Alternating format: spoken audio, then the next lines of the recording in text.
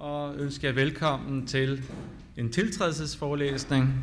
Og det er min opgave, men også min ære som institutleder for DPU, Aarhus Universitet, at byde jer velkommen til Ditte Winther-Lindqvist tiltrædelsesforelæsning som professor. Jeg har forstået, at emnet for forelæsningen er betydningen af de første leveår, eller som I kan se, det er en forkortelse af det, der står og brænder på PowerPointen, Play, Care and Development in Early Years Education. Før jeg giver Ditte ordet, så først et par indledende bemærkninger. Den højeste og mest ærefulde position ved et universitet er som bekendt professoratet. Det er en position, der hersker naturlig respekt om og forventninger til, også uden for universitetets mure. Og det er en af de få ærestitler, man kan smykke sig med og gerne vil smykke sig med i sin karriere og også efter den. For Ditte Winther-Lindqvist har allerede et mangeårigt og imponerende produktivt akademisk virke bag sig. Ellers var hun faktisk ikke blevet vurderet yderst kvalificeret og indstillet til professorstillingen af et sagkyndigt bedømmelsesudvalg. Med andre ord, så har enhver ansøger til et professorat gået så grueligt meget igennem. Vurderingsprocessen er grundig og ikke mindst lang. Og for enden af denne tunnel venter for de få udvalgte det akademiske lys, der omgiver inaugurationen til professoratet. Det tror jeg, at du har set frem til, Ditte. Jeg kan i hvert fald sige, at det har jeg. For i dag bringer du os et varsel om, hvad dine kollegaer, studerende og hele den offentlighed, der omgiver universitetet, kan forvente sig af din forskning og undervisning i de kommende år. Blandt andet altså det, der følger af titlen på dit foredrag, betydningen af de første leveår og din udfoldelse af det. Jeg skal ikke trække tiden ud. Det skal du heller ikke. Du har en time tid, før at en reception begynder. God fornøjelse til os alle, og værsgo, Ditte, ordet er dit.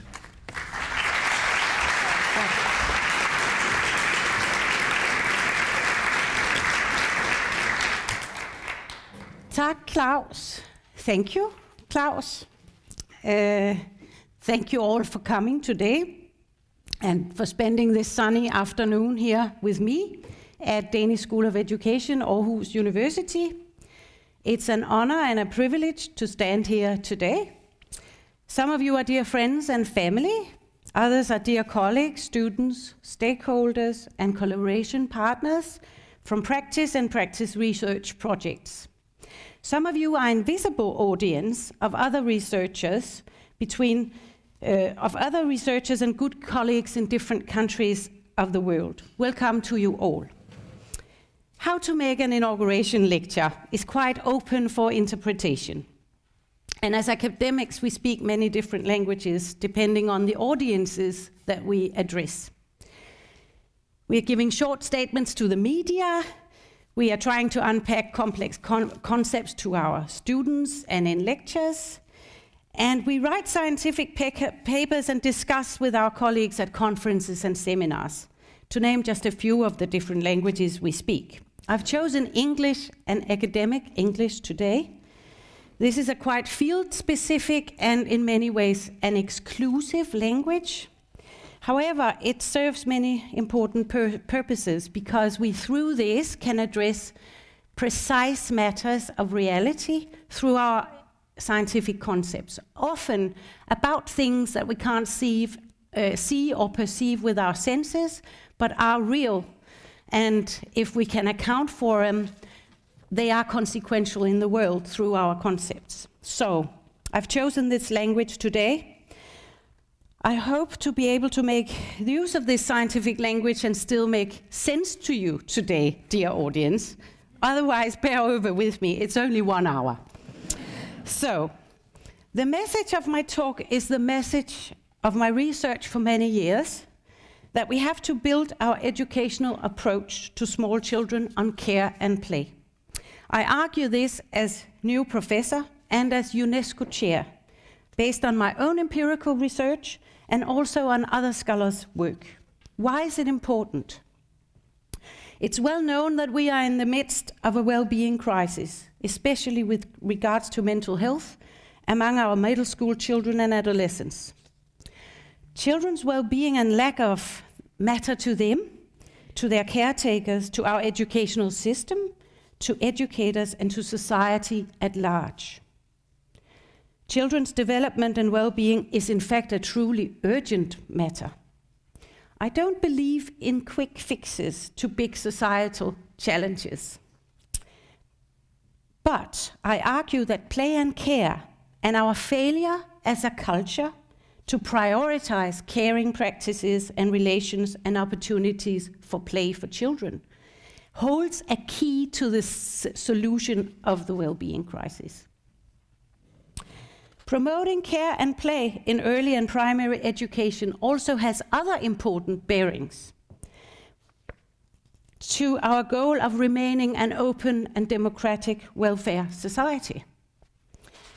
Our daycare centers, as our schools, play a crucial role, not only to all our children and their families, but as a remarkable institutional arrangement in our society, forming and supporting the values, ethical mindsets, learning, and imagination of the coming generation.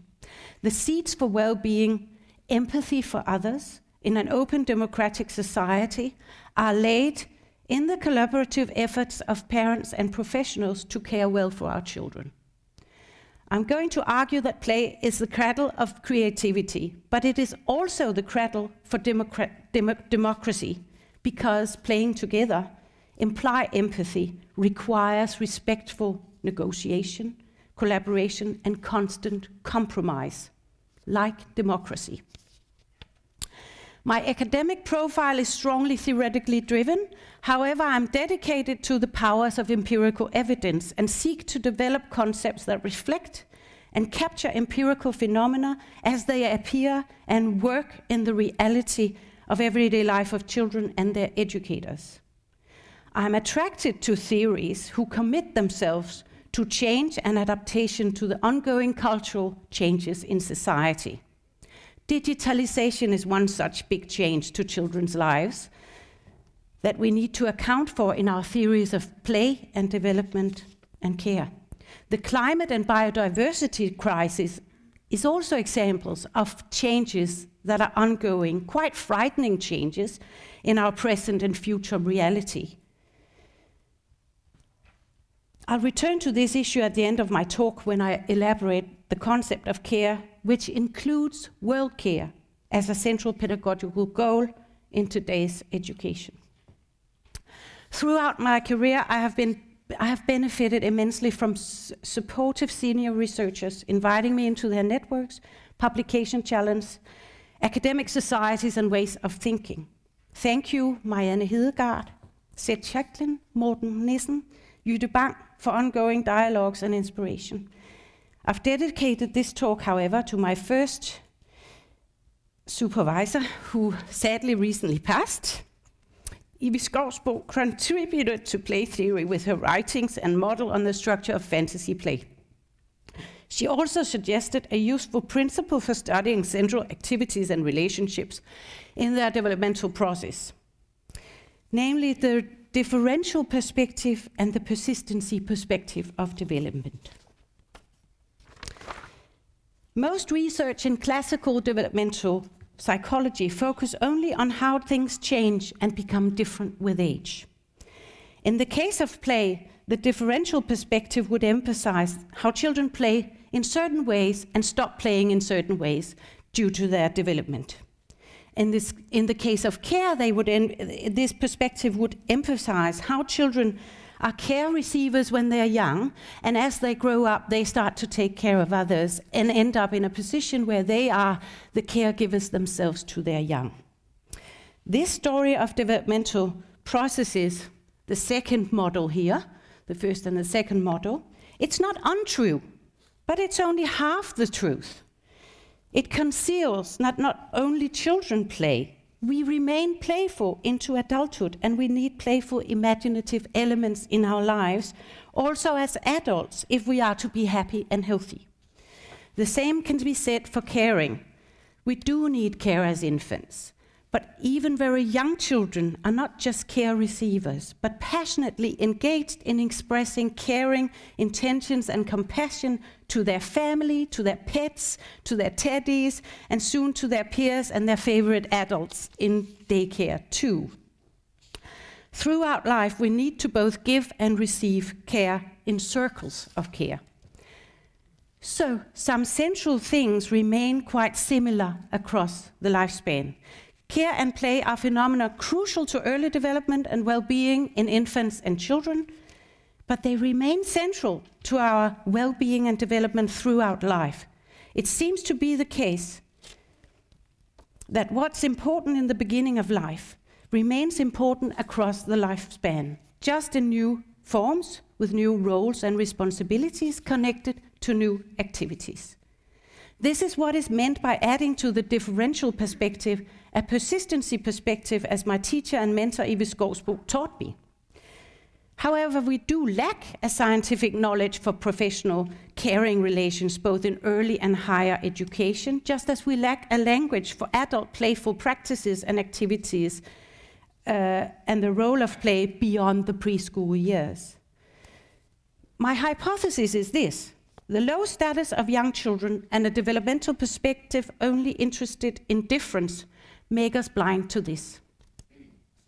The idea of development in the Western world views development as a progressive, linear transformation of growth, as is depicted visually in the second model. The idea is that we're growing away from a primitive animal state towards a sophisticated, cultivated, independent adult state. Such a view of development and of us human beings privileges the adult state, so that childhood is a phase to leave behind as quickly as possible. The low status of young children and associated ways of experiencing we call adultocentrism in critical developmental studies. It's a movement I joined when it was in its early beginnings in the Danish research community of developmental psychology, strongly represented at Department of Psychology in University of Copenhagen, led by Marianne Hedegaard, Jytte Bang, aforementioned Ivi Skovsbo, Pernille Hvid, and also others, Charlotte Højholt, to mention a few from that generation. The peers I grew up with, all formed by this approach, are luckily good collaborative partners still on this agenda. Louise Bøtcher, Niklas Kimiri, Dorte Kousholt, Pernille Juhl, many others. The Latin word for child, infantia, means lack of speech, lack of eloquence, babyhood, dumbness. What we associate with early life and infancy is dependency, emotionality, and vulnerability. These are all backgrounded qualities in our culture. Psychological qualities that we are supposed to grow out of in a society built on the rationality of the economic man. Here the human ideal is rather a sovereign, independent subject, an individual agent, a rational, strong adult. This sharply contrasts dependency, emotion, and vulnerability of infancy, and the associations with children, with animals, and nature, and to some degree, to women too. The ridicule embedded in the cultural history of infants is contagious to what we closely associate with early life: consistent care and play, making us blind to the paramount developmental importance of this in early childhood. In many countries, playing is still regarded as a silly waste of time after the toddler years. This is the historical legacy of care and play, making us blind to its potentialities both in childhood but even more so across the lifespan. If we think of human development in more of a persistency perspective, these are the these other models that Evie Skorsbo provided us with, we can see that even though we develop new capacities, understandings, and engage in new institutional settings and activities, we also remain connected to our earlier ways of experiencing, feeling, and understanding. According to this view, voiced mainly by phenomenologists like Merleau-Ponty and psychoanalysts like Donald Winnicott and Daniel Stern, we add on to as we grow up, but we also, in some senses, remain childlike. As adults, we share the experience of having been held, handled, been placed, fed, nursed, cradled, and corrected by an older generation trying, heartlessly or lovingly, to lead us out of infancy and into adulthood through upbringing, lots of love, hopefully, and education. The way this process unfolds between children and parents has a lifelong impact on the psychology of each and every one of us, not just as a past, but as a living present. When development is regarded in this way, we can argue that caregiving, care receiving, and playing remain central aspects of life. I only imagine, what if care and play is truly healing? What could we do with our psychiatric work, our social work, our elder care, our nursing homes? I only dream, and I hope to maybe inspire. My point of today's talk is that daycare should build on care and play, and that the pedagogical relation between adults and children there revolve around this content. I give you the short version of why, but first a few words about my theoretical approach. It's formed by cultural historical developmental psychology and pedagogy, also called a wholeness approach. I add into this existential phenomenology, ethics of care, ecological psychology, ecofeminist, and environmental ethics. So that's me, guys. Well, and what does that mean in practice? How can you recognize this theoretical profile in what I'm going to say and how I work? Well, one way is that all developmental processes involve, build, and transform through participation in activities, relationships, and they are taking place. So, in cultural historical theorizing, which is my background, these dimensions are intertwined already through concepts like practice, participation, activity settings, motives, zone of proximal development, others. Yet there has been a bias towards studying activities and favoring them over other dimensions. Well, in daycare it means, for instance, that if you want to understand the activity of play, you will end up studying the relationships of friends, because these things are intermingled. So that's one way of recognizing the particular background I'm trying to voice here. It goes also for the phenomenon in themselves, care and play. Play is both an activity, a mode of being, and a relational quality. Donald Winnicott called this the potential space, or the third space between us. Care is definitely a quality of a relationship, but it is also an activity, very much so a practice, and often quite hard work, both when caring work is paid for or unpaid for. So this was my theoretical introduction, roughly outlining my approach. So now let's go to these early developmental phenomena. Play is characterized by great variability. Play comes in many forms, in many expressions, moods, and actions. I'll focus here mainly on the kind of play we call social fantasy play, and position and adhering to the rules given by the imaginary situation.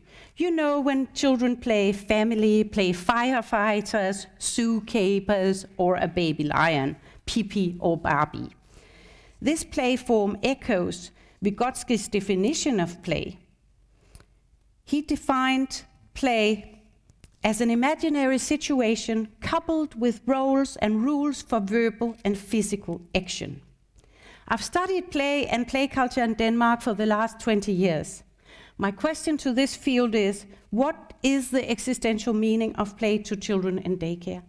And what is the role of play in development of imagination? We say that children play because they are so imaginative. It's not true. It's the other way around. They become imaginative through their playing. When they enact different roles, according to the rules given by the imagined situation, they explore other positions than their own and gain experiences with new roles and life situations. This expands their repertoire to become more imaginative in their thinking and approach to the world. My own favorite games in daycare was dressing up, kissing and chasing games with the boys, family play in the playhouse, and secret stuff only we kids knew about. And one of my favorite stories was Cinderella. My younger brother Thomas was allowed to play with us if he would enact the role of poor Cinderella. And my friends and I could amuse ourselves with being the evil stepmom and sisters. If my parents had been unjust to me, I would imagine I ran off and started a new life somewhere else, and how my parents would grieve the loss of me. Whatever it is that we play, we connect to some of the big dramas of life: love, revenge, fear of abandonment, cruelty, kindness, and happy reunions. Children play with what they know, what they fear, what they desire, wish for, and want.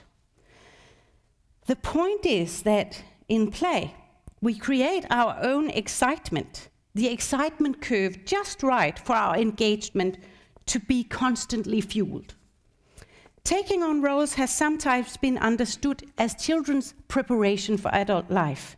When we see a little girl with a cushion under her top and playing the mummy role, well, there's some truth to that. It is preparatory, probably.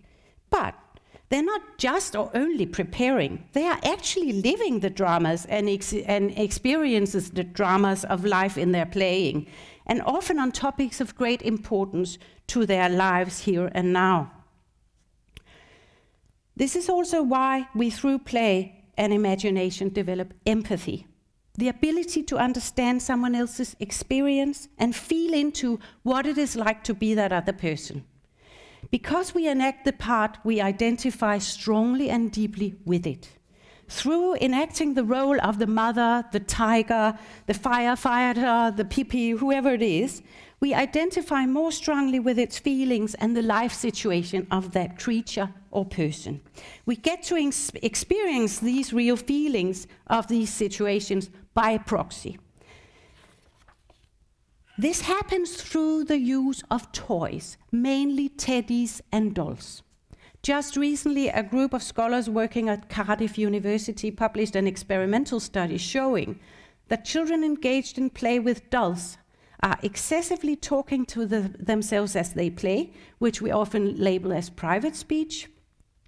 But what they're talking about is the mental state and situation of the doll. That's empathetically identifying with the needs of the other. The study compares the same children when playing a video game and find that there's always also private talk, but the content of this talking is not about the mental state of other persons or other situations. I think this is worth a note. The earliest form of playing develops as communication with caretakers, and it's about exploring the boundaries between me and you, the real and imagined, the possible or potential. Play enables us to explore, understand, enjoy, and transform what is, the as if, and the what if realms of life. These boundaries remain psychologically relevant and central to our mental health, joy, humor, and well-being and relationships throughout life. This is also why we say that play is the earliest form of creativity, and play is the cradle of all later aesthetic expressions in life. In actuality, imagination is the basis of all creative activity, is an important component of absolutely all aspects of cultural life, enabling artistic, scientific, and technical creations alike. Play develops through social encounters and activities intrinsically connected to empathy. In social and emotional development, moral development, this is paramount, but it's also paramount in society. We know that different forms of playing support and spur different areas of learning and development, especially in the preschool age. Social fantasy play is particularly important to our formation of imagination and empathy. So, in a current play culture characterized by urbanization, institutionalization, and digitalization, places where children can unfold in social fantasy play with their peers is declining in our current culture. We don't know the exact effects of this cultural condition yet, but we know that play outdoors, in nature especially, is also very healthy for children. Well, luckily in the preschool years, we have a curriculum now that ensures children opportunities to play every day, and most daycares offer outside play opportunities every day or on a daily basis. And educators across the board can learn from early childhood educators how to support but also tackle the barriers in our culture that prevent us for offering a more varied, interesting, supporting, and challenging play culture for children. We have a lot of knowledge now. We have had several big research projects in the area, playful learning, legekunst, and levende legekulturindsatsen, which I've been part of, recent research projects addressing especially how the adults can contribute to children's play and play culture.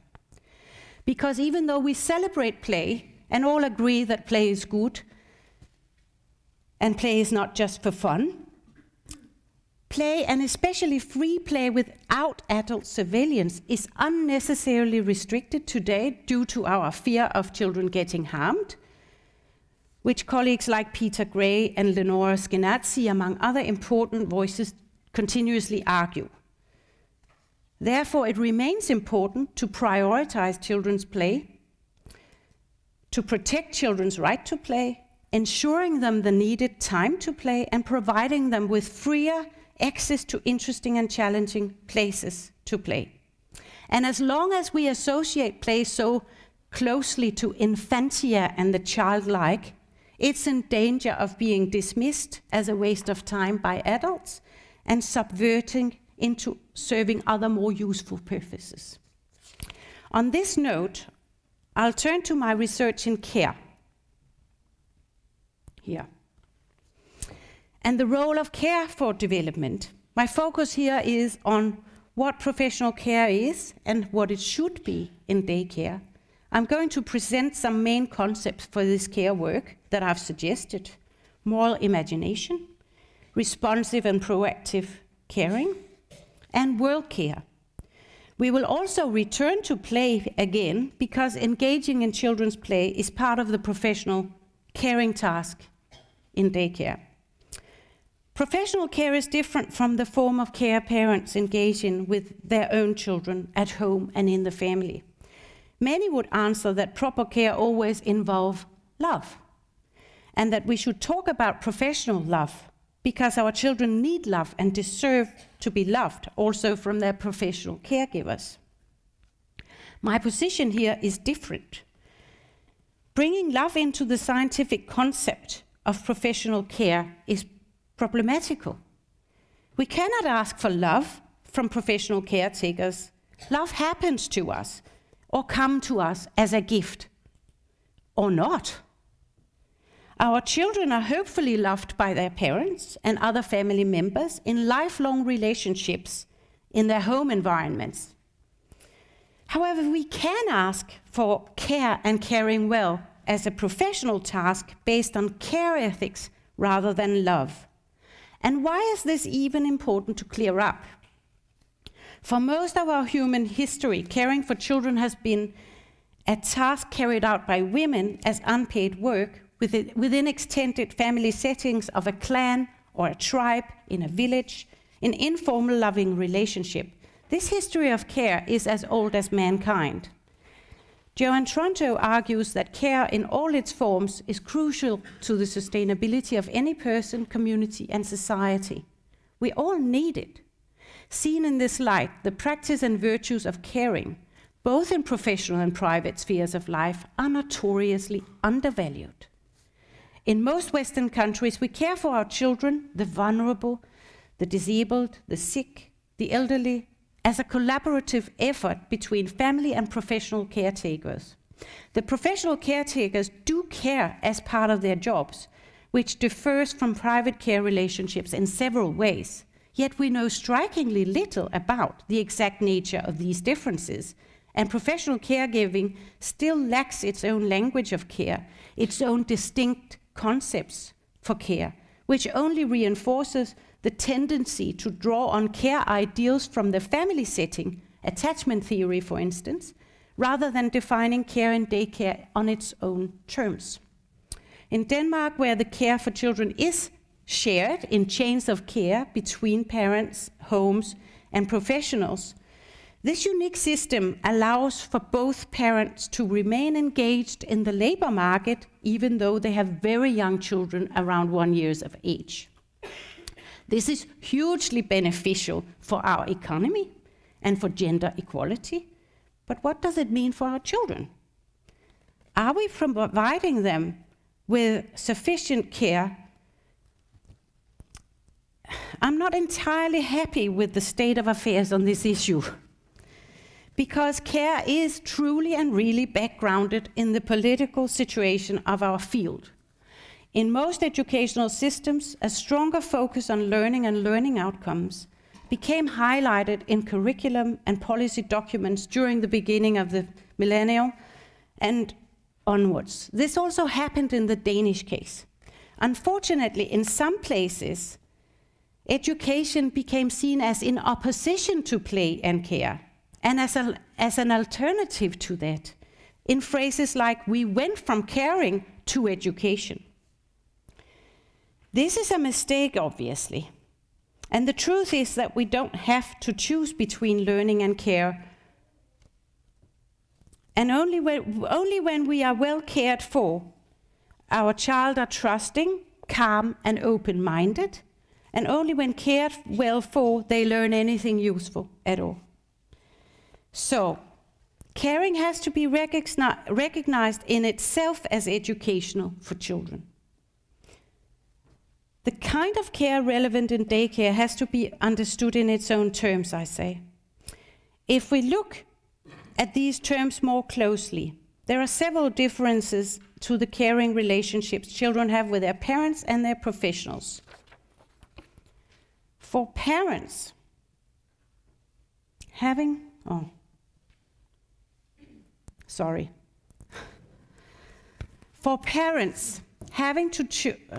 having a baby is a revolution in the caring relationships to the baby, their partner, and their own parents. Parents shoulder the caregiving task in a partnership with the other parent or in the extended family. This kind of care is based on responsibility and love. And our parents remain our primary identification figures throughout our lives. This is truly a difficult task, with many steps along the way that can go wrong. Every fourth adult person has a broken relationship to a close family member. So the story is not that care based on love relationships in the family are natural, good, and romantic and always go well, and that care based on professional relationships are unnatural and bad for us. In the best of worlds, private and professional caring relationships are complementary and contribute to child development and upbringing through collaboration. Pedagogical staff handle the caregiving task as a professional collective under the authorities of jurisdiction, curriculum, and management. This care is directed towards a group of 10 to 20 children over the course of a few years, and new children come as older children grow out of daycare and into school. For the child who lives in these different places, it's fair to say that In the beginning, the educators probably act as substitutes for the parents during the early phases of nursery, both emotionally and practically. 2-year-olds don't have a concept of a professional relationship. But soon, and once the child has learned what daycare is and how to attend in daycare, the relationship begins to stand on its own, not merely as a substitute for the home environment, but based on its own functions. And these functions, I would say, with inspiration from the Danish phenomenologist Knud Løgstrup, is to become part of a common life unfolding. Becoming part of a new kind of community with new caring adults and a large group of peers. The daycare is its own microcosmos of routines, sounds, atmospheres, and rhythms of care and play, rest and exploration, sleeping and meal times, learning and forming relationships. Taking care of children in daycare involves taking care of them as little unique persons, but also as a whole community of little people. We are currently starting up an empirical research project investigating this issue of caring well for the children in daycare also as a group, together with dear colleagues, principal investigator Lone Svindt, Anders Skriver Jensen, Henriette Jæger, Thomas Gitz Johansen, and Anders Bæk Christiansen. We are going to develop this field in the coming years based on empirical material, and I'm really excited about what we'll find in this study. Oh, I forgot this picture of a lifelong caring relationship between parents and children. Well, you can tell from the love in the father's eyes there, can't you? But look, this is a different kind of caring, not as much on the activity level, but of course on the time structure and the place where it's taking place. And anyway, Joanne Tronto, she teaches us what are the virtues of caring well.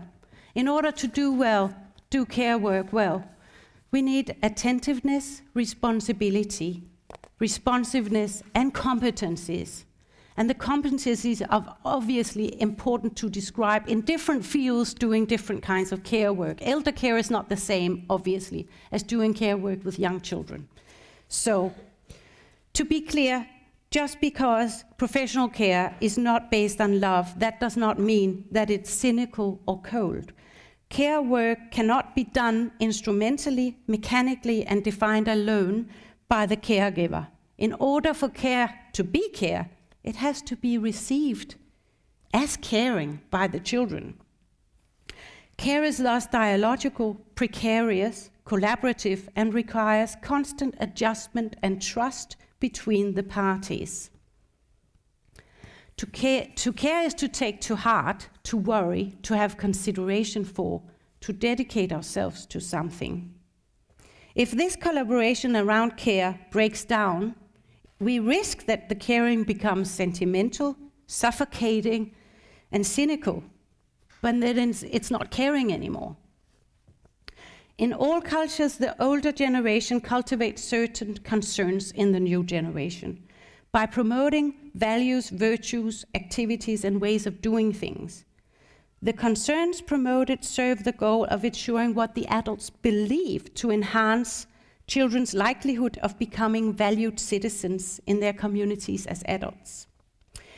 Adult caretakers, both parents and professionals, are role models for children. For better and worse, to succeed with their educational goals, they must believe in the children. Caring well, therefore, involves moral imagination. Moral imagination is our ability to envision what will serve the other person best, what the other person needs to be and become a cherished participant in their communities. It is central to the caretaking task as it guides our beliefs in the child and in the child as part of a future practice. Moral imagination you can recognize when we ask ourselves, if I was you, not as I am, but as you are, what would I need to be and to do well? Moral imagination rests on a caring inclination, hope, and visions of a desired state. Does caring also involve play? Can you see that? Imagination and empathy. In Denmark, our curriculum of daycare aims at ensuring children's well-being, learning, development, and formation through secure relationships, play, and exploration. We all aim at children to become cherished members of their peer group and enjoy their friendships. Every friendship is a miracle. Thank you, Alfred Sur, for lending me this wonderful drawing. Look at the love in the eyes that they are seeking each other. So every friendship is a miracle to children. And friends and family are the most central relationships throughout our life and a source of joy, well-being, and happiness when these work out well. It's therefore paramount caring task for the professional educators to form an alliance with the parents and support them in their caring for their children, and to help children form good relationships with their peers. Sometimes these early friendships form a lifetime relationship and brings families together in the community. Today, some of my earliest friends from daycare is present, and also their families and parents. Children's well-being in daycare relies heavily on their success with making and keeping friends. High-quality education enables even young children to become good mates and friends who can share the limited space, share attractive but also limited toys and play together. When adult caretakers participate in children's play, they make children visible to each other. They translate and mediate between them so that conflicts are resolved nicely and relationships are strengthened. If children are left alone to play, there's a group of children who never find their way into the creative circles of play and therefore also never gain solid ground on the social arena of the peer group. This is crucial to the children's formation of social identities and self-esteem. Being excluded is the worst experience children report of having from daycare. The caring goals for the educator is always the best interest of the child, both here and now and in the future. I call this responsive and proactive caring tasks. In responsive caring, the educator ensures the child's well-being here and now, comfort the child, listen, helps, supports, encourages the child to feel protected, safe, and worthy of care. An example with regards to friendships could be to comfort a child who has been excluded from an ongoing game and then start a new play with that particular child. At the same time, the educator also has the task of upbringing or promoting the child's development and learning in civilizing or socializing processes in proactive care. What if the child continuously run into some troubles with their peers? Then they need to learn something. Something in their communication has to be developed. The educator then tries to direct the child towards better play strategies and entering play groups in better ways so that they become irresistible for the play groups. Proactive care introduces new things, words, practices, and skills to children through demands, opportunities, instruction, kind correction, guidance, hope, patience, and forgiveness towards the children's continuous failures.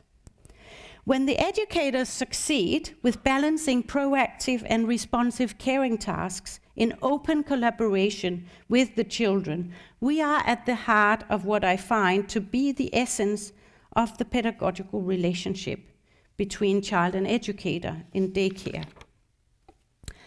In a recent project, I have been doing drawing interviews with children together with my dear colleague Anne-Maj Nielsen.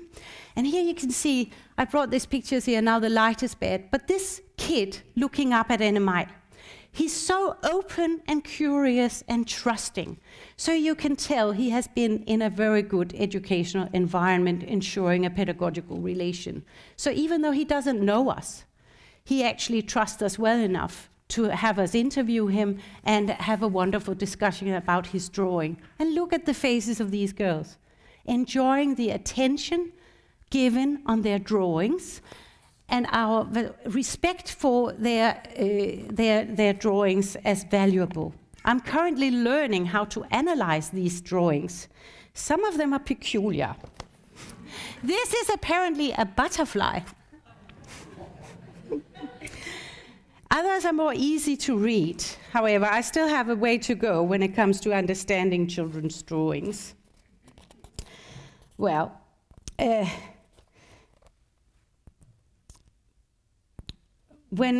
what are these drawings telling us? Are they an expressing of the child's individual agency and inner life world? In the cultural historical tradition, accounting for the individual's agency is essential. However, we should not exaggerate individual agency, not in children nor in adults. The I develops from the we of the caring relationship.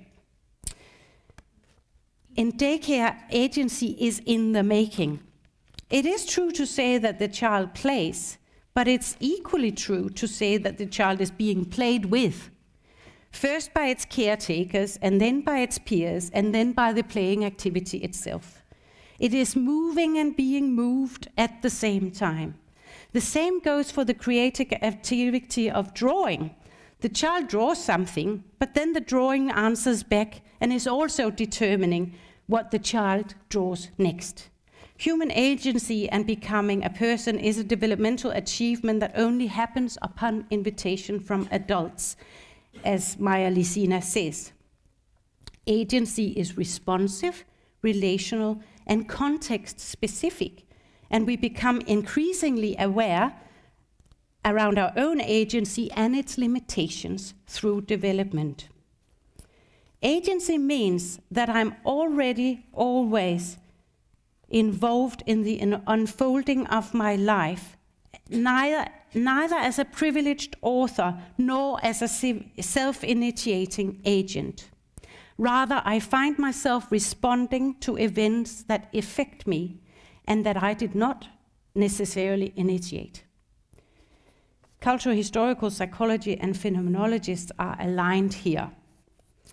This aligns also with Løgstrup's definition of action. My action's meaning is never just mine, but always the worlds in which the action takes place.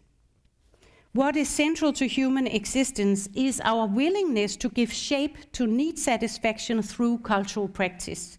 In this developmental and cultural formation process, our needs are turned into will, values, wants, feelings, and actions, and contribute to a common life unfolding in a particular cultural niche. Our actions develop as a response to social relational and societal demands, and with them follow responsibilities for others and self and society. This also points to the goal of daycare as not just satisfying individual needs, but also looking to the self and society in establishing a common life unfolding by taking care of children as persons and as a group. In our terminology, we call it we care. In the last part of my talk, I draw on empirical studies and theoretical work we have developed in the World Care Project, a collaborative research project together with dear colleagues Anne-Maj Nielsen, Marie Kolmos, and Dorte Korsholt, together with Christina Avenstrup and managers and educational staff in børnehusene Kokkedal and Humlebæk. In this project, we address the issue of education for sustainability as a response to the global climate and biodiversity crisis. Education is maybe not the most immediate and directly consequential sector to heal the wounds on our planet. Agriculture, industry, construction, energy and transportation comes to mind as more directly influential forces. Yet in the long run, education and upbringing is a central sector after all. When it comes to ensuring lasting changes in behaviors and more eco-friendly values, as well as ensuring better resilience to actually live and survive in a climate-changed world and society, education is key. Individual behavior change for sustainability is important because engaged educators influence hundreds of children and their families through their practice. We have chosen to address this issue as a matter of care. Who we are taking care of and how is not just a pedagogical or psychological matter, it's also a political and ethical matter. This becomes clear when we think about the limits of our care, who we include and exclude from care, who we exploit, or in other ways deny our care. We are forming a new conception of care which expands our caring efforts to include caring about the world in what we call world care. The reason we do this is that we need a scientific concept for caring well in daycare that both cares well for the children, their families, but also our society and natural world. We hope and believe by involving children in climate change and biodiversity crisis in this way, we can avoid overwhelming them with eco-anxiety, powerlessness, and distress. In our Western civilized societies like Denmark, the backgrounding of nature is a huge paradox in our current situation. The way we have to rethink also in pedagogy our interdependency with nature in ways so that our caring efforts includes rather than excludes other living creatures and their habitats, as well as protect our planet's resources more generally. Our approach to animals is an interesting case to explore because the cultural paradoxes of the human-nature relationship becomes very vivid here. What we see when we see different animals, and how we introduce children to different animals as pets, as livestock, as wild animals, good, bad, cute, and disgusting. This is a theme Marie Kolmos and I are going to explore and write about very soon. I'm looking very much forward to that. Our basic idea is that learning has to happen on a basis of caring. And what we are in urgent need of is a world-caring ethics and pedagogy that can foster new narratives, values, and habits, reflecting our codependency and care for the environment, the other animals, and their natural habitats.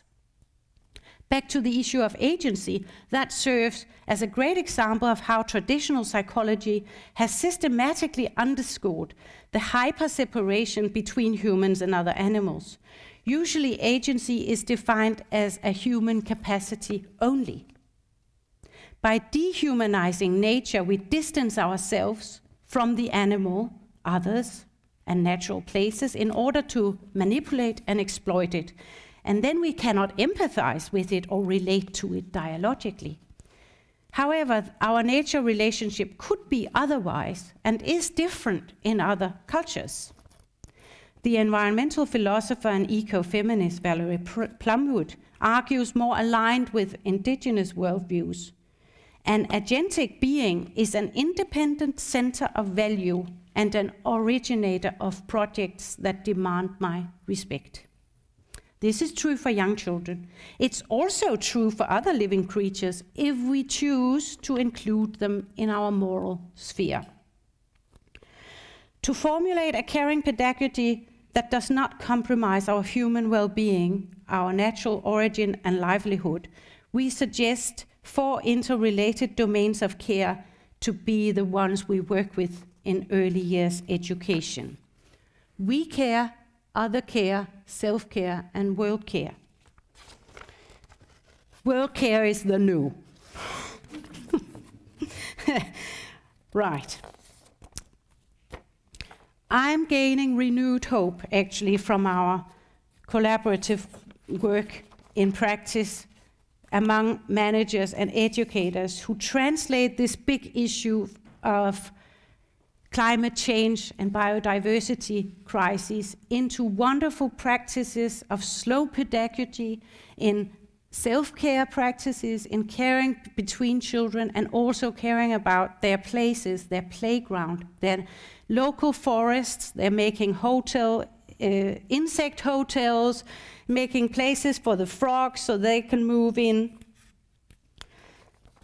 In many ways, I think this project points ahead, and I hope we can inspire. I hope we have maybe a key to how to address the sustainability issue in early years education. If we are to provide high quality education in our time, we need to focus on care and play. But today it's not enough. We have to improve children's well-being and development, and ultimately also sustain our open democratic society. To that end, we need new notions of care and expand our conception of who deserves it. I'll end this talk by giving the word to one of our collaborators in the World Care Project. I'll read the quote aloud in Danish, because it is in Danish. And on that note, I'll end this talk. Det, at der er kommet nogle forskere og har anerkendt det omsorgsarbejde, vi hver dag leverer, gør en kæmpe forskel. Vi har fået blik for, at omsorg er meget mere end at drage omsorg for børnene. Omsorg er også egen omsorg og omsorg for hinanden som kollegaer, som vi har brug for som pædagoger for at stå på tæerne for børnene hele tiden. Det styrker mandatet. Vi passer ikke bare børn. Vi udvikler fremtidens omsorgsfulde verdensborgere, og lige nu er det måske vigtigere end nogensinde. On that note, thank you for your attention.